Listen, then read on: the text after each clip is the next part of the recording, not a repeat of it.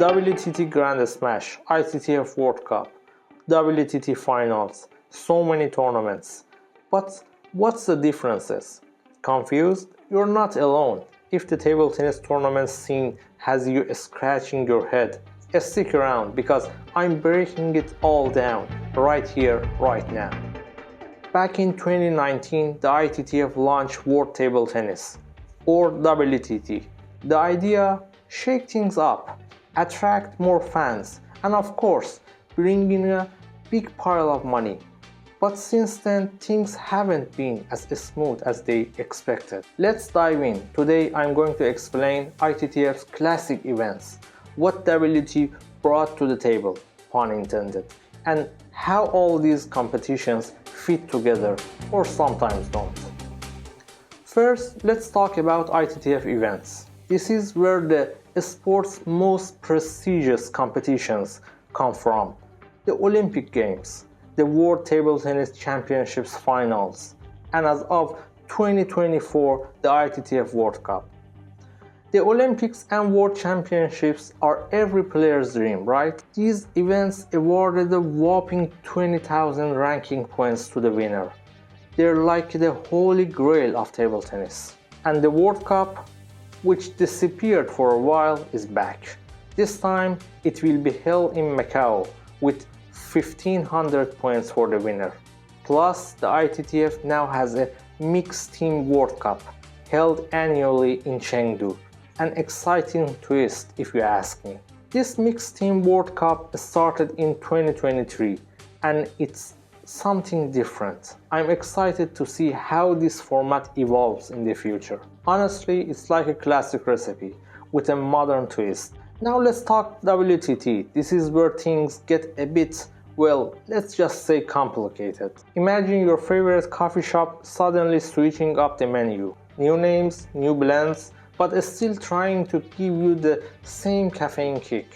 WTT took over most ITTF's tournaments, adding flashy venue like the Infinity Arena, new table color, and not so beloved new camera angle.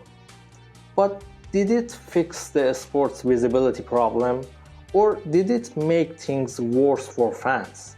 More on that in the future video.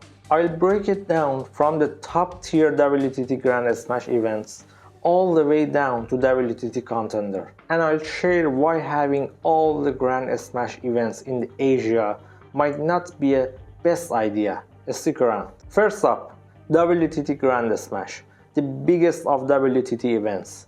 Think of it as the Wimbledon of table tennis. In 2024, there are 3: Singapore, Saudi Arabia, and China. These tournaments award 2,000 ranking points and come with a fat $1.5 million prize pool. But here's where I have issues. All these events are held in Asia. Saudi Smash, for instance, had a near empty arena. It felt like a blockbuster movie playing to an empty theater. Maybe it's just me, but wouldn't it make sense to add a 4th Grand Smash in Europe? It would balance things out and tap into Europe's rich table tennis culture. Just a thought. The Grand Smash tournaments cover singles, doubles, and mixed double events, making them huge, not just for ranking points, but for showcasing every aspect of the game.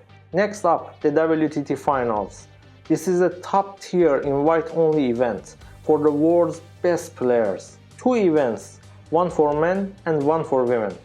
Only the top 16s get in, fighting for 1,500 points and a $500,000 prize pool. If you love high-stakes, intense matches, this is your jam. Right after that, we have WTT Champion Series, just the top 32. It's a single only, no distractions. 5 events in 2024 and 1,000 points for the winner and a $400,000 prize pool. These events are a pure adrenaline. You are watching pro table tennis players fighting to win with their sharp skills. Finally, there is the Contender Series.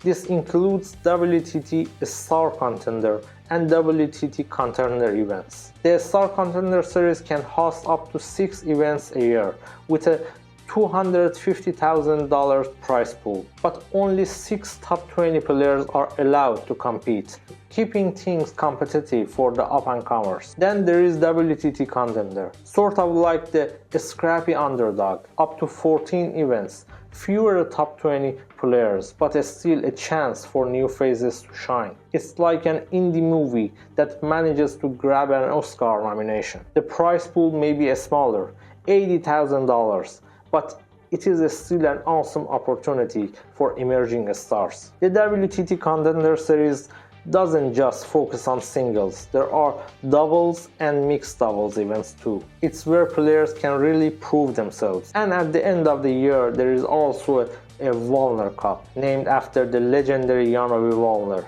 While it doesn't affect ITTF rankings, it's a fun, prestigious way to close the season. To help you keep track of all these events, I've created a Google Calendar link for you. Check the description, click it, and all the remaining 2024 table tennis events will be added to your calendar. So what do you think? Are these new tournaments improving the sport, or are they just making things more confusing? Let me know in the comment section below, and if you want more in-depth breakdown like this, don't forget to hit subscribe. Thank you all for watching, and as always, keep playing.